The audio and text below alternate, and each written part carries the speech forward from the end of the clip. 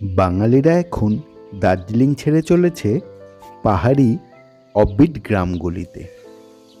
তার মধ্যে অন্যতম হল শিটং। আজ আমি সন্ধান দেব এখানে থাকবার এক অন্যতম স্থান, বিশেষ হোমস্টে। চলুন তাহলে এক নজরে দেখে নেওয়া যাক এই হোমস্টেটি। সরি, হোমস্টে বললে এটাকে ভুল বলা হবে। এটি আসলে একটি 3 স্টার হোটেল।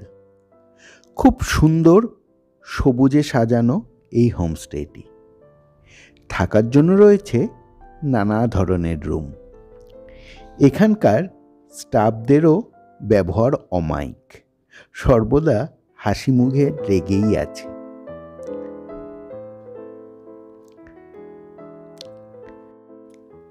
আপনি ব্যালকনিতে বসেই পেয়ে যাবেন পাহাড়ের ভিউ। সকালবেলায় হাতে চায়ের কাপ নিয়ে উপভোগ করতে পারবেন কাঞ্চনজঙ্ঘার অপূর্ব সৌন্দর্য।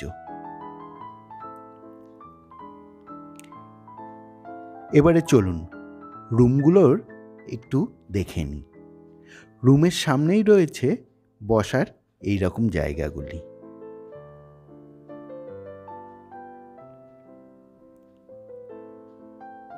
রুমের ভেতরে দুটো ডবল বেড, একটা কিং সাইজের আর একটা কুইন সাইজের।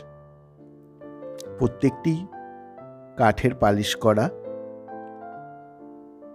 এছাড়াও রয়েছে এখানে ইলেকট্রিক কেটেল, জলের ব্যবস্থাও আছে এবং একটা ছোট ওয়ার্ড্রপস, ড্রেসিং টেবিল, বসার জায়গা, সব ধরনের অ্যামিনিটিসই এখানে মজুদ আছে। এবং সবথেকে বড় কথা হলো একদম নিট অ্যান্ড ক্লিন ঘরগুলো। পাহাড়ে এসে এরকম টিপটপ ঘর পাওয়া ভাবাই যায় না।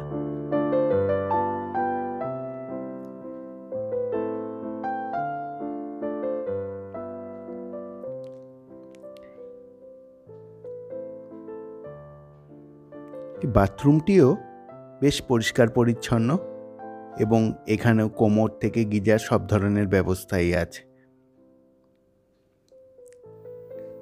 চলুন এবার দেখে নিই এদের ডাইনিং রুমটা। এখানে বুফে সিস্টেমের মতো ব্যবস্থা আছে। ডিনার বা লাঞ্চের সময় এখানে চলে আসলে প্রায় 50 জন একসাথে বসে ডিনার করতে পারে।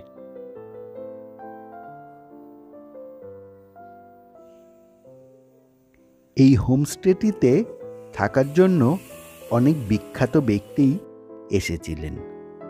নচিকেতা থেকে শুরু করে শ্যাম থাপা বা সাহেব, অনেকেরই নিদর্শন আমরা লক্ষ্য করলাম দেয়ালগুলিতে ঝোলানো রয়েছে। এখানে লাঞ্চ বা ডিনারে মোটামুটি একই রকম আইটেম থাকে। ভাত, ডাল, একটা সবজি, চিকেন, চাটনি, পাঁপড়, যেরকম অন্যান্য হোমস্টেগুলিতে হয়ে থাকে। তবে এদের পরিবেশনের পদ্ধতিটি আমার বেশ ভালো লেগেছিল।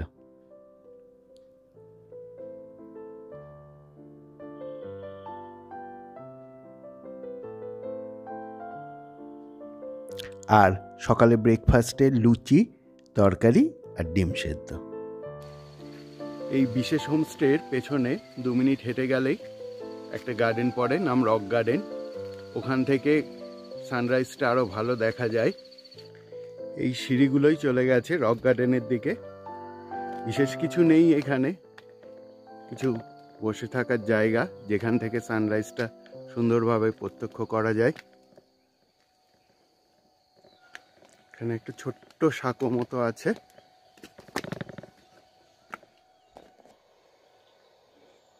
টপের এখান থেকে বসেই সানরাইজটা আপনি দেখতে পারবেন।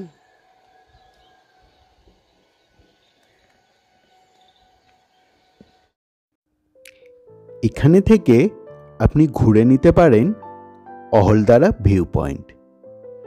সত্যি অপরূপ সুন্দর এই পরিবেশটি। এছাড়াও রয়েছে পাইন গাছে ঘেরা নামথিং পোখরি। এখানে পাহাড়ের ওপর ছোট একটি মন্দিরও রয়েছে।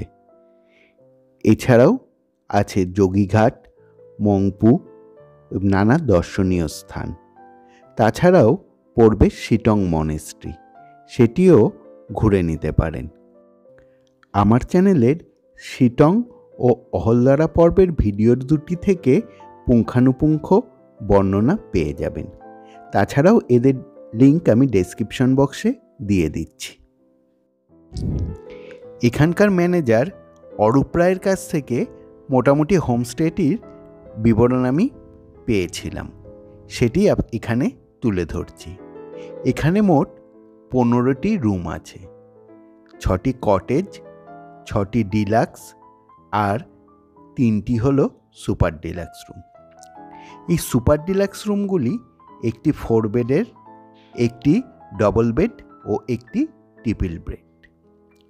আর যে কটেজগুলো আছে সেটি 2টি হলো ডবল বেড ও 4টি ট্রিপল বেড। হোমস্টেটিতে জেনারেটর, 24 আওয়ার্স ওয়াটার সাপ্লাই সহ সব ধরনের ব্যবস্থাই রয়েছে। এবার আসি ভাড়ার কথায়।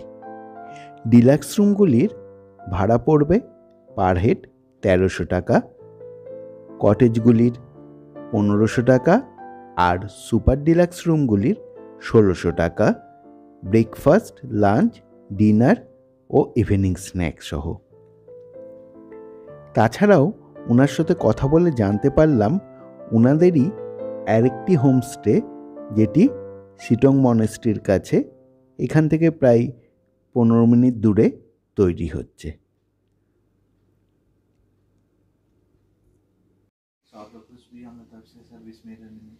বন্ধুরা, এটি কোনো পেড প্রমোশন নয়, আমার ব্যক্তিগত ভালো লাগা থেকেই আপনাদের কাছে তথ্যগুলি পরিবেশন করলাম। যদি ভিডিওটি ভালো লাগে অবশ্যই লাইক করবেন ও চ্যানেলটিকে সাবস্ক্রাইব করবেন। সঙ্গে থাকুন, দেখতে থাকুন। नमस्ते, आदाब, सत श्री अकाल। फिर मिलेंगे चलते चलते।